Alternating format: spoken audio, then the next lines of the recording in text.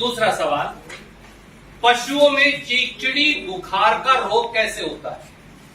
तीसरा सवाल, एक संकर बछिया की प्रथम ब्यात की आयु क्या होती है? चौथा सवाल, भदावरी भैंस का उत्पत्ति स्थान क्या है? पांचवा सवाल, निम्न में कौन सी भारवाही गाय की नस्ल है?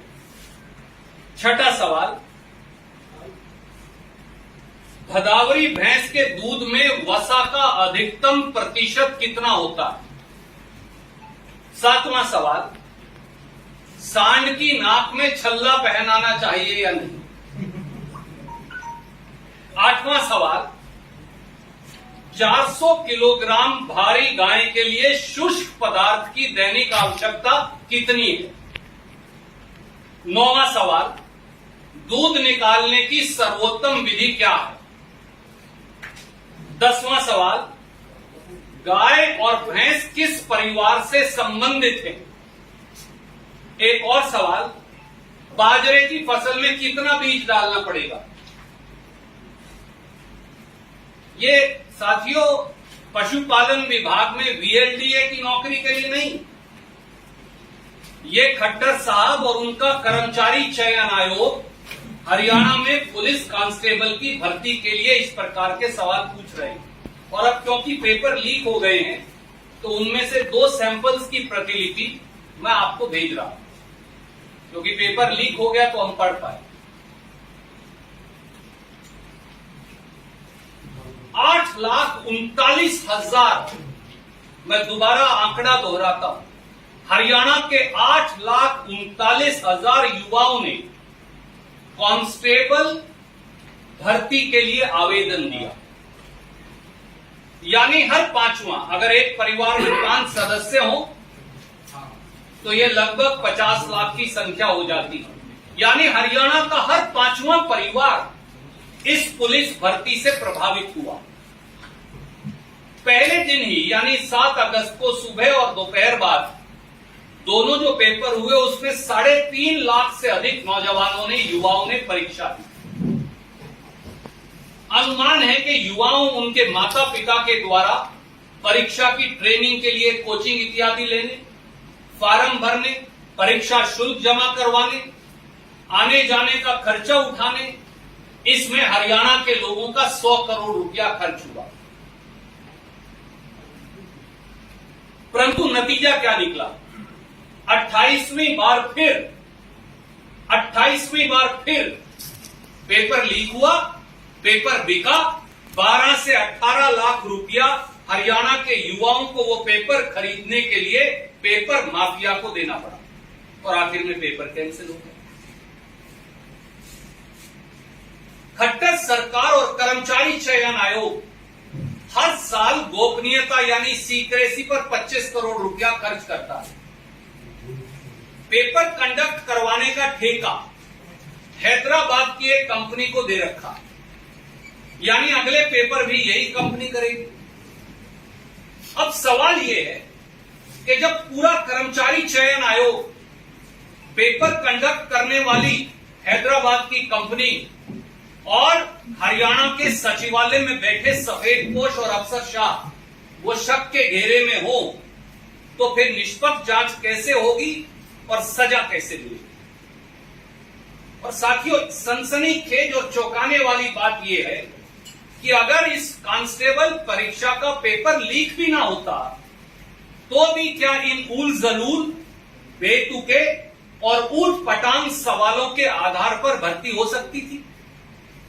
सवाल सीधा यही, जिस प्रकार से बेसिर पैर के उल जलूल और ऊट पटांग सवाल पूछे जा रहे हैं, इससे साफ है कि लिस्ट पहले ही फाइनल हो चुकी। जिन्हें भर्ती करना है उन्हें बता दिया गया कि इस प्रकार के बेवकूफाना सवाल आएंगे जिनका कांस्टेबल भर्ती से कोई लेना देना नहीं, उसकी तैयारी कर लीजिए। जालसाजी और धोखाधड़ी भाजपा जजपा सरकार की साफ है। इससे युवाओं के गुण का, उनकी योग्यता का मजाक नहीं तो क्या। और साथियों, पुलिस कांस्टेबल भर्ती परीक्षा में पुलिस कांस्टेबल की जिम्मेदारियों और जरूरी सूचना पर सवाल पूछने चाहिए। मैंने एक लिस्ट बनाई है कि वो क्या हो सकते थे। इनमें से कोई सवाल खट्टर साहब ने, दुष्यंत चौटाला जी ने और उनके कर्मचारी चयन आयोग ने नहीं पूछा। कांस्टेबल की भर्ती करनी है तो कुछ सवाल जो आने चाहिए वो किस प्रकार के होने चाहिए। कानून व्यवस्था, इस पर सवाल होना चाहिए। भीड़ नियंत्रण, ये कांस्टेबल की जिम्मेवारी है। पुलिस एक्ट, भारत का संविधान, जनता के मौलिक अधिकार, फंडामेंटल राइट्स, क्योंकि पुलिस को उनका ख्याल रखना है। क्राइम इन्वेस्टिगेशन, क्राइम सीन पर अगर कांस्टेबल जाए तो वहां जो सबूत है उनकी सुरक्षा और सीन की सैनिटाइजेशन कैसे करनी है। Crime scene sanitization, crime scene से सबूत कैसे इकट्ठा करने हैं ताकि वो करप्ट ना हो जाए और अपराधी छूट ना जाए। महिलाओं, बच्चों और शेड्यूल कास्ट, उनके अधिकारों के सुरक्षा के प्रावधान क्या है। आम जनमानस से बेहतर व्यवहार और पुलिस की छवि कैसे सुधारे। इतिहास और राजनीति शास्त्र, अर्थव्यवस्था, प्रशासन का तौर तरीका, रेड और गिरफ्तारियों पर कैसे पाबंदियां हैं। ये कुछ सवाल हैं जो सार्थक होते, पर इनमें से अचंबा मत मानिए, ना मनोहर लाल खट्टर साहब ने, ना दुष्यंत चौटाला जी ने और ना उनके चयन आयोग ने कोई सवाल नहीं। एक कारों के सुरक्षा के प्रावधान क्या है। आम जनमानस से बेहतर व्यवहार और पुलिस की छवि कैसे सुधारे।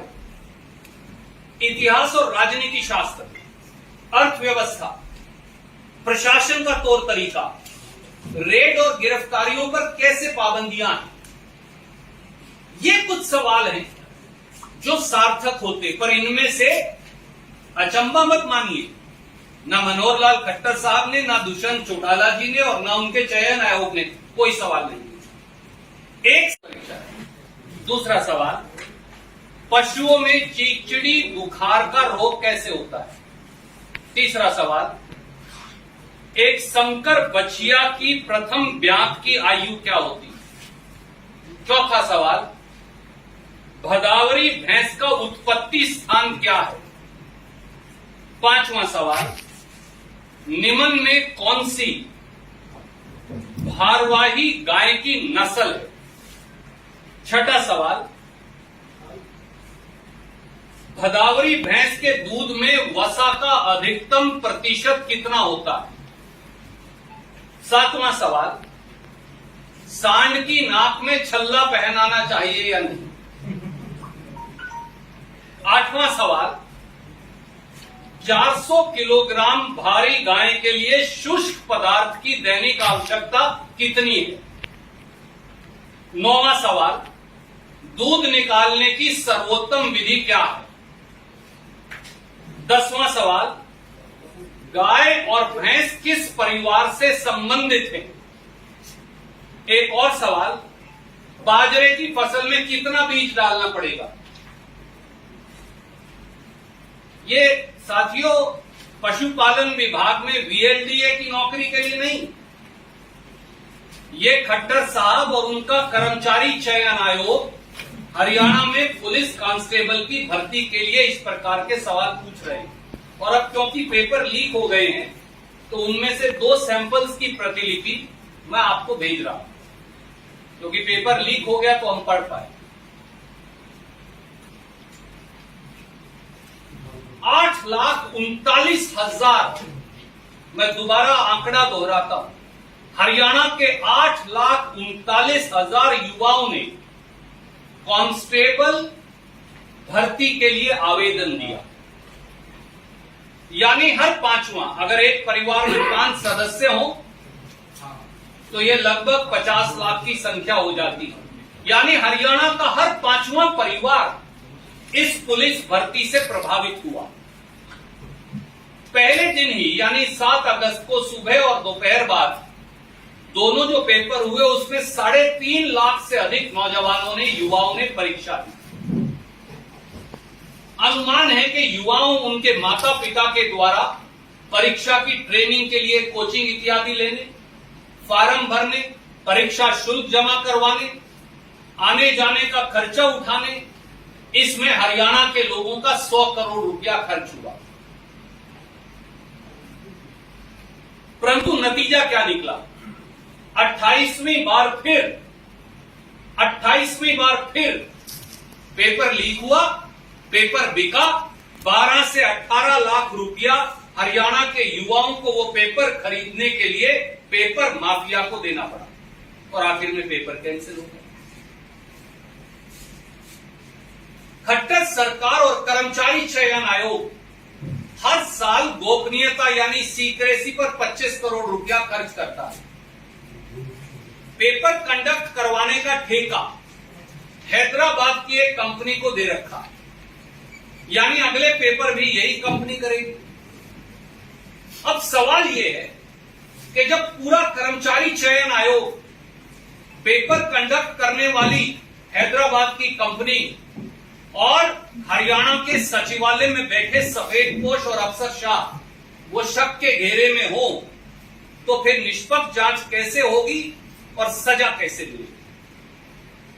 और साथियों, सनसनीखेज और चौंकाने वाली बात यह है कि अगर इस कांस्टेबल परीक्षा का पेपर लीक भी ना होता तो भी क्या इन उल जलूल, बेतुके और ऊट पटांग सवालों के आधार पर भर्ती हो सकती थी? सवाल सीधा यही, जिस प्रकार से बेसिर पैर के उल जलूल और ऊट पटांग सवाल पूछे जा रहे हैं, इससे साफ है कि लिस्ट पहले ही फाइनल हो चुकी। जिन्हें भर्ती करना है उन्हें बता दिया गया कि इस प्रकार के बेवकूफाना सवाल आएंगे जिनका कांस्टेबल भर्ती से कोई लेना देना नहीं, उसकी तैयारी कर लीजिए। जालसाजी और धोखाधड़ी भाजपा जजपा सरकार की साफ। इससे युवाओं के गुण का, उनकी योग्यता का मजाक नहीं तो क्या। और साथियों, पुलिस कांस्टेबल भर्ती परीक्षा में पुलिस कांस्टेबल की जिम्मेदारियों और जरूरी सूचना पर सवाल पूछने चाहिए। मैंने एक लिस्ट बनाई है कि वो क्या हो सकते थे। इनमें से कोई सवाल खट्टर साहब ने, दुष्यंत चौटाला जी ने और उनके कर्मचारी चयन आयोग ने नहीं पूछा। कांस्टेबल की भर्ती करनी है तो कुछ सवाल जो आने चाहिए वो किस प्रकार के होने चाहिए? कानून व्यवस्था, इस पर सवाल होना चाहिए। भीड़ नियंत्रण, ये कांस्टेबल की जिम्मेवारी है। पुलिस एक्ट, भारत का संविधान, जनता के मौलिक अधिकार, फंडामेंटल राइट्स, क्योंकि पुलिस को उनका ख्याल रखना है। क्राइम इन्वेस्टिगेशन, क्राइम सीन पर अगर कांस्टेबल जाए तो वहां जो सबूत है उनकी सुरक्षा और सीन की सैनिटाइजेशन कैसे करनी, crime scene sanitization. Crime scene से सबूत कैसे इकट्ठा करने हैं ताकि वो करप्ट ना हो जाए और अपराधी छूट ना जाए। महिलाओं, बच्चों और शेड्यूल कास्ट, उनके अधिकारों के सुरक्षा के प्रावधान क्या है? आम जनमानस से बेहतर व्यवहार और पुलिस की छवि कैसे सुधारे? इतिहास और राजनीति शास्त्र, अर्थव्यवस्था, प्रशासन का तौर तरीका, रेड और गिरफ्तारियों पर कैसे पाबंदियां हैं? ये कुछ सवाल हैं जो सार्थक होते, पर इनमें से अचंबा मत मानिए, ना मनोहर लाल खट्टर साहब ने, ना दुष्यंत चौटाला जी ने और ना उनके चयन आयोग ने कोई सवाल नहीं। एक